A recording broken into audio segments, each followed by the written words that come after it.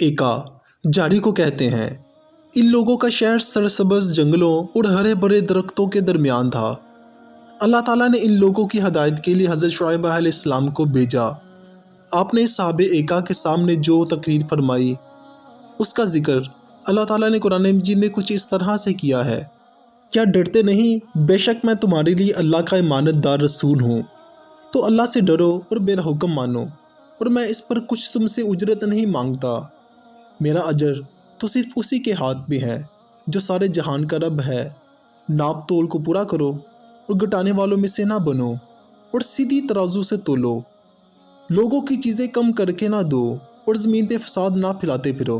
اس سے ڈرو جس نے تم کو پیدا کیا ہے۔ اور اگلی مخلوق بولے تم پر جادو ہوا ہے، تم تو نہیں مگر ہم جیسے آدمی، بے شک ہم تمہیں جھوٹا سمجھتے ہیں، تو ہم پر آسمان کا کوئی ٹکڑا گرا دو اگر تم سچے ہو۔ تو فرمایا کہ میرا رب خوب جانتا ہے۔ تو انہوں نے اسے جھٹلایا تو انہیں شامیانے والے دن کے عذاب نے آ لیا، بے شک وہ بڑے دن کا عذاب تھا۔ اس آیت کا مفہوم یہ ہے کہ اصحاب ایکا نے حضرت شعیب علیہ السلام کی مسلحانہ تقریر کو سن کر بدزبانی کی اور اپنی سرکشی اور غرور و تکبر کا مظاہرہ کرتے ہوئے اپنے پیغمبر کو جھٹلا دیا، اور یہاں تک کہ اپنی سرکشی کا اظہار پیغمبر سے کہہ دیا اگر تم سچے ہو تو ہم پر آسمان کا کوئی ٹکڑا گرا کر ہم کو ہلاک کر دو۔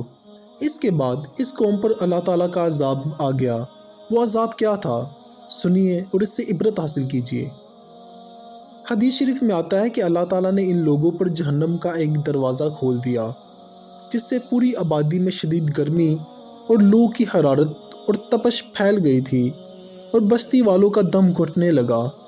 تو وہ لوگ اپنے گھروں میں گھسنے لگے اور اپنے اوپر پانی کا چھڑکاؤ کرنے لگے، مگر پانی اور سایہ انہیں کوئی چین اور سکون نہیں دیتا تھا، اور گرمی کی تپش سے ان کے بدن جلنے لگے۔ پھر اللہ تعالیٰ نے ایک بدلی بھیجی جو شامیانے کی طرح پوری بستی پر چھا گئی، اور اس کے اندر ٹھنڈک اور بخشش تھی۔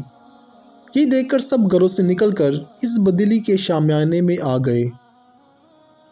جب تمام آدمی بدلی کے نیچے آ گئے تو زلزلہ آیا اور آسمان سے آگ برسی، جس میں سب کے سب ٹڈیوں کی طرح تڑپ تڑپ کر جل گئے۔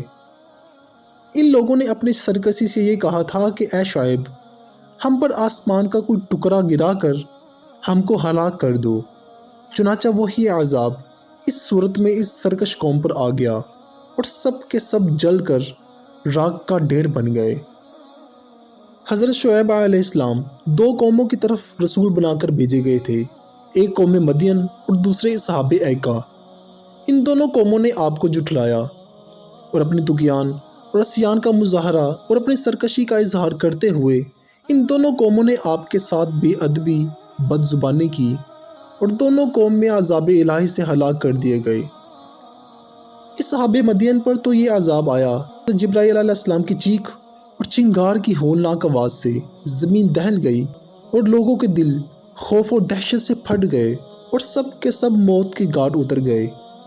یہ عذاب اصحاب مدین پر آیا تھا۔ ان دونوں قوموں پہ عذاب ان کی اپنی بے وقوفی کی وجہ سے آیا تھا۔ یہ دونوں قومیں اللہ تعالیٰ کی آیتوں کو جھٹلاتی، زمین پہ فساد کرتی، کم ماپتی اور تولتی تھی۔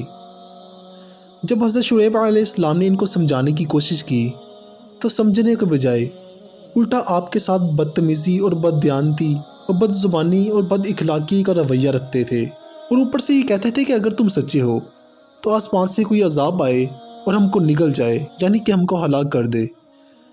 جب ان دونوں قوموں نے اپنی لیمٹس کو کراس کرنا شروع کر دیا، پھر اللہ تعالیٰ کی پکڑ آئی آسمان کی طرف سے۔ پہلے تو ان پر جہنم کا ایک دروازہ کھول دیا گیا۔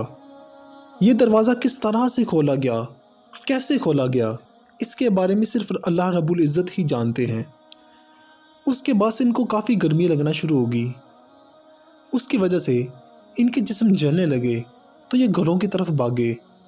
اس کے بعد پھر اللہ تعالیٰ نے کچھ بادل بھیجے جو ٹھنڈک والے تھے، جسے دیکھ کر یہ لوگ گھروں سے باہر آ کر اس بادلوں کے نیچے بیٹھ گئے اور ٹھنڈک لینے لگے۔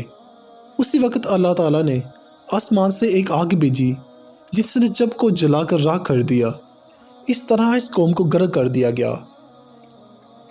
اسی طرح صحاب مدین، جب انہوں نے بھی حضرت شعیب علیہ السلام کے ساتھ بدتمیزی کی اور ان کو جھٹلایا تو اللہ تعالیٰ نے حضرت جبرائیل علیہ السلام کو بھیجا۔ ان کی چیخ اتنی ہولناک چیخ تھی کہ سب کے دل بند ہو کر پھٹ گئے۔ اس طرح اللہ تعالیٰ نے اس قوم کو بھی غرق کر دیا۔ بے شک اللہ تعالیٰ ہر چیز پر قادر ہے۔ اللہ تعالیٰ ہمیں سمجھنے کی اور نیک عمل کرنے کی توفیق عطا فرمائے۔ آمین۔